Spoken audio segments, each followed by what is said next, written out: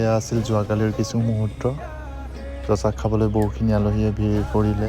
লগতে আমাৰ যিহেতুকে জিপলাইন পৰহি মুকলি কৰি দিয়া হ'লগৈ আৰু আপোনালোকৰ বাবে, গতিকে বহুকেইজন ভাইটি ভণ্টীয়ে খালি জিপলাইন কৰিলে, জিপলাইনৰ মজা ল'লে। আৰু এজাক আলহী আহিলে কায়াকিং আৰু ব'টিং কৰিবলৈ। আৰু আমাৰ কেম্পৰ পৰা যিহেতুকে 500 মিটাৰমান দূৰত কায়াকিং আৰু ব'টিঙৰ কাৰণে নতুন ছাইড এটা মুকলি কৰি দিয়া হৈছে, তালৈ আমাৰ গাড়ীখনেৰে লৈ যোৱা হ'ল।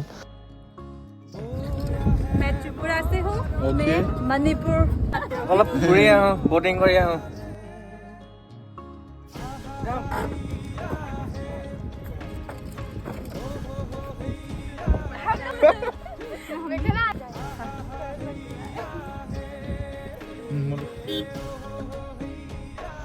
এই পইণ্টটোৱে হৈছে